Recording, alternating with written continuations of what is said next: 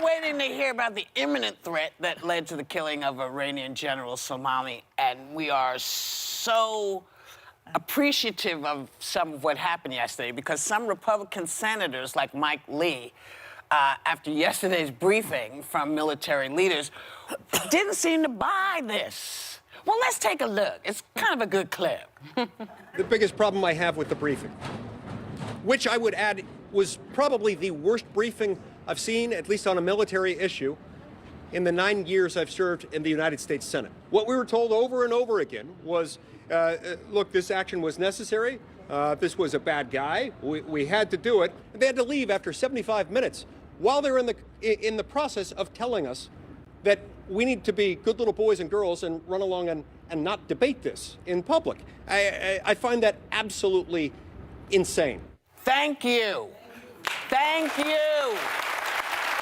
Now, I mean, we have all been waiting for someone else to not blame it on the Democrats. You can't blame this on the Democrats. This is what you saw and heard. You were in the room and you didn't buy it.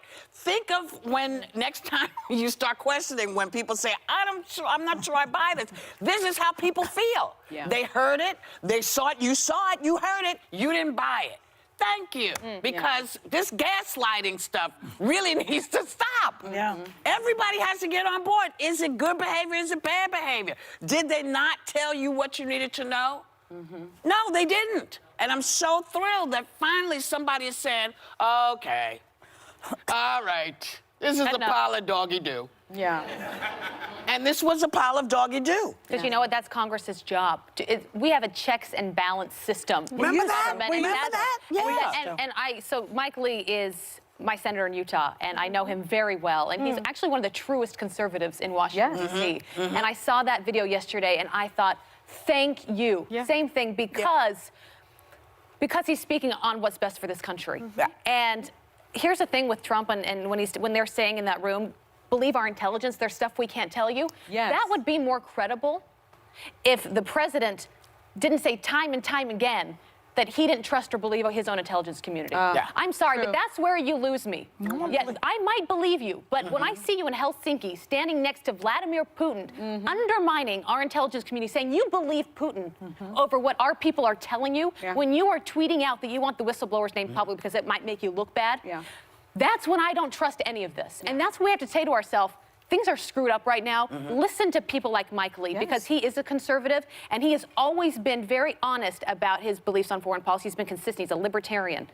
That was such an honest, and you could see he was getting very angry, because he's like, this is bigger. What's about time? This is bigger than that. Well, we've had him on the show, and he's an attorney. He seems to be very transparent. He's not a never Trumper. I mean, he's voted with Trump like 75% of the time. On impeachment as well. On impeachment as well. And so I think you're right. When you listen to someone like that saying the intelligence doesn't support the notion of an imminent threat, we must listen to him. And that makes me very nervous, because if this president didn't have that imminent threat basis, that means this decision was made in a brash state. It was made impulsively.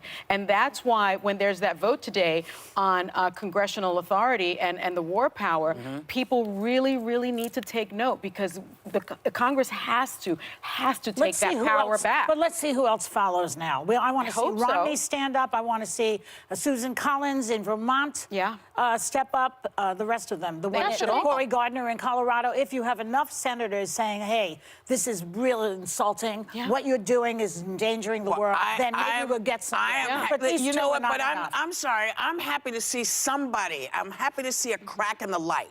I'm just, because if there's one crack, there are others. There are other cracks. This but they're in lockstep with him on all this other heinous behavior. But on this, they're not. That I'm going to say, I appreciated it. I appreciated it. Can I ask a question? Why is Trump sniffing all the time? Has he had a... I mean, did you see him the other day? It was something like 50... He's always sniffing. Maybe somebody has gas. Who can say?